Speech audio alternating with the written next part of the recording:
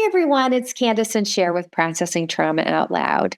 Sher, last week we started a new two-part series on what does it mean to be connected to our bodies, or what does it mean to be disconnected from our bodies. So if you have not listened to part one, go back and listen to that, because this topic has a lot of complexity to it.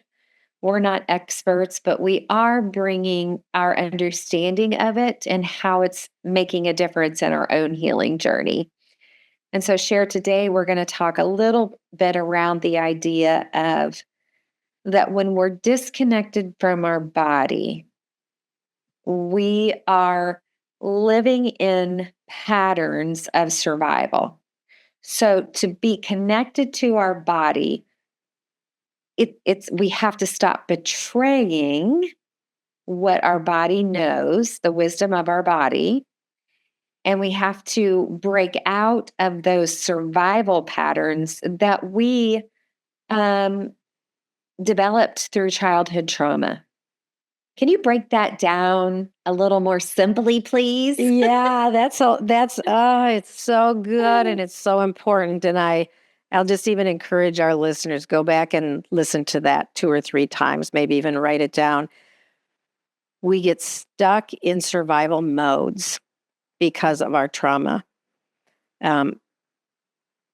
When we are in a situation where we are surviving as a child, we're going back here to childhood, and this can happen in trauma at any age, but we're specifically talking about childhood trauma. But when we experience trauma, we disconnect from our body. This is how we survive. Then we get into roles, and a lot of times these are modeled through our, as women, we watch our grandmothers do it, we watch our mothers do it, and we watch the women in our environment doing a lot of these things, where we are betraying our body. We're not listening. We're not honoring the cries, the requests, the demands that our body is speaking to us. We don't even know how to tune into that, honestly. No one has ever taught us that wisdom. Yeah.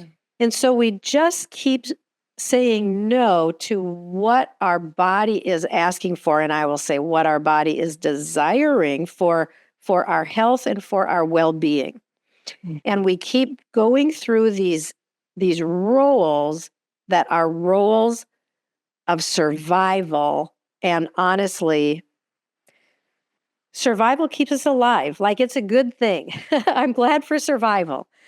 But then you get to this place where you're like, wow, I think there's a lot more in this life. And I'm at this place where I want more than survival. And what we're talking about here is that if we want more than survival, we have to stop betraying our body. Yeah. And so that's what we really want to talk about today is what does it mean to betray our body? And then maybe what does it mean to, and you said a two-part series, but I'm not so sure it's only going to be 2, Kandace. Okay. But what does it mean to betray our body? And then I'd like to also talk about what does it mean to honor our body. So what are a couple of thoughts that come to your mind about some ways that you have betrayed your body or that you have seen other women betraying their body? Mm-hmm. Yeah, I think we had talked about this before we pressed record, but I was thinking of how um, the messages that we received about those roles to keep other people somewhat happy with us, or I mean, for some kids to avoid getting a beating. Even, I mean, it can be anything, but for women especially, there's this role of the server, the helper. Serving and helping is a beautiful thing to do when you are listening to your body and you're making a conscious choice that I want to do this, right? Or, what, I don't really want to do this, but there's a level of, what, I need to do this. And that's okay too, as long as you're conscious about it. But what I see and what I've experienced is this being this yes person, but then noticing the resentment. Yeah. So when you're saying yes Yeah. for any other reason other than you're making this conscious choice, not out of a survival or not out of a role that you're playing, um, you will end up with some level of resentfulness and bitterness. And the worst part about that is if you're in that place and then you're blaming other people, it's actually not the blame of other people. Your bitterness, your resentfulness is not to be blamed on other people. It's going to be more connected. Let's talk about how disconnected you are from your body, that you are saying yes when you mean no. Yeah. Yeah. And we do it because we've been taught it by our grandmothers and our mothers and our society. And I think, and I'll just say for myself, I grew up in a community culture. I'll use that word. It was in my family, but I think it was in my small town. It was kind of small town culture that was very male dominating, very female serving. And I think that the level of resentment that was just openly expressed was just loud. Yeah. I think there was so much open belittling of women for, oh, she's moody, or she's less than, or there was an exalting of masculine traits and a real diminishing of anything feminine, anything feminine. And I think because this was a generational thing, and of course the women knew innately that this was not okay. Innately, we know that this is not okay, but because it's what they had been taught by their mothers and their grandmothers, like the roles just kept being played out, and women were surviving, but they were resentful. And this is the world that I grew up in. Yeah, and I want to say this. Okay, so let's just say so the goal of service is joy, right? There's a level of joy. Sure. You've been served, and over that overflow, you serve, right? So, but for the women who aren't resentful, right? But they're still not listening to their body. Um, I want to suggest there are women in high levels of fear. I don't know if you watch this, and maybe some of our listeners have, but if you want a very good example of this, watch the documentary. Like, it's called "Be Sweet, Pray, and Obey." I don't know if you've heard of that, but I mean, these are the women, and there are women who've gotten out and who share their story now. But these women were under such control and had so much fear to question anything. Mhm. So you wouldn't see them as resentful. You would see them paralyzed in fear Mm. or extreme compliance, right? For Yep. survival. Yep. Because the women who've gotten out and are telling their story now, um, yeah, I mean, had all kinds of things: fear, resentfulness, compliance, all the above. That's an extreme example, but I just thought of that when you were talking about the culture that Yeah. you're familiar with. Yeah. I mean, it happens. Well, it's happening. I think it's prevalent. I think it's much more the norm than not the norm in different levels of intensity or different levels of openness, right? But I think that so many women have experienced sexual harm of some kind. I'll just say sexual harm as that alone. They say one in three, I think, is the current statistic for women. I think 1 in 3.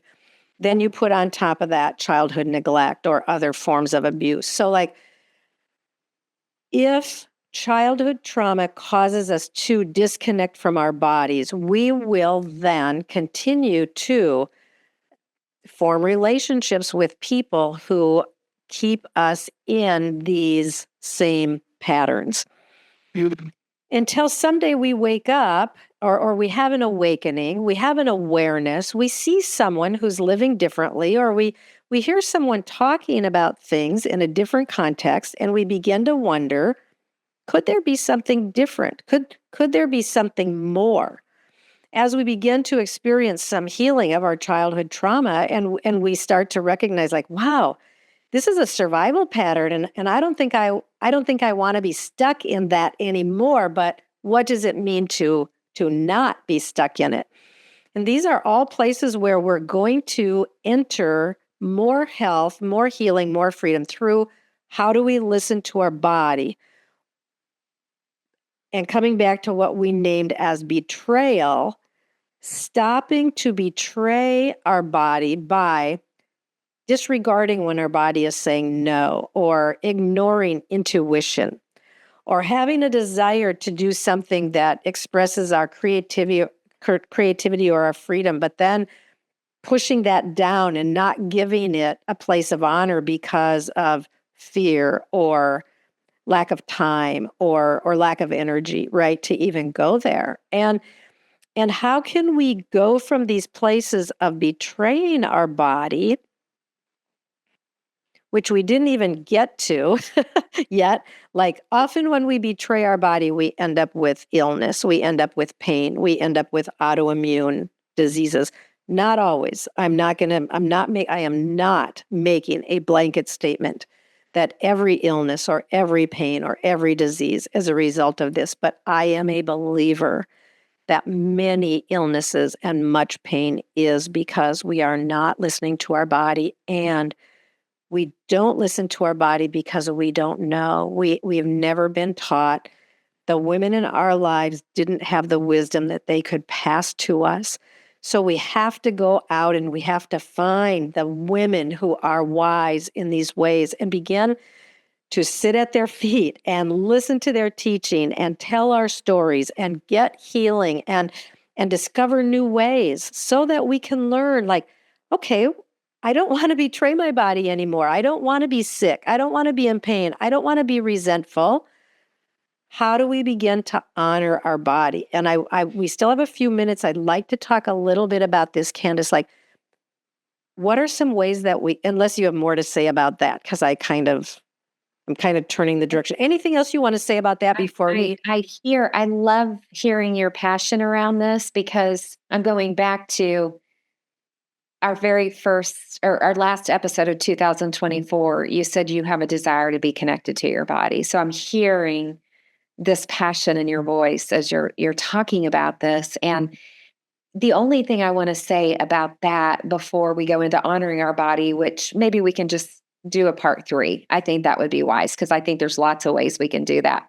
Yeah. But I want to say the shame of betraying your body. So we can have pain, we can have illness. I do believe all that too, what you were saying. But however way you're betraying your body, whether it's through the shame of not liking your eating habits, whether it's, maybe you're smoking and you are using that to deal with anxiety, but then you have this shame, or you're drinking more than you want to, or you're sleeping around, whatever it is, there is this point where the pain of shame Sure. becomes the doorway to get help. Yeah. And as much as I don't want people in the pain of shame, Mm-hmm. and I haven't wanted to be in the pain of shame, Yeah. having the eyes of love looking back at me in the pain of my shame was my awakening. Yeah. Yeah.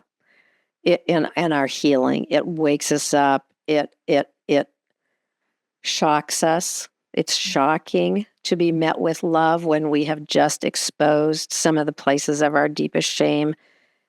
And it's the very thing that then begins to usher us into healing. Yeah, shame is it just keeps us stuck in the same roles, doing the same things that we hate. Yeah. Yeah, so maybe let's save how we can honor our bodies, listen to our bodies, be connected to our bodies for a whole episode, and how we're doing that now, right? And really just inviting our listeners to listen to part 1 and part 2, and then be ready with a notepad to write some ways down, or to think of ways of what makes you feel connected to your body and alive. Mm. Yeah, and I'll close this out by asking our listeners to ponder this. As we're talking about dreams and desires and betraying our body and being disconnected and wanting to be reconnected, and we kind of talked about this in the last episode of 2024, but what are you desiring? What are you desiring? What do you want, particularly in this area that we're talking about right here of getting out of the survival mode and being able to enter these spaces where we feel alive and free and connected and aware and all of the things that then bring us into joy and love and peace, which what are the things that we most want in life. Amen. Yeah.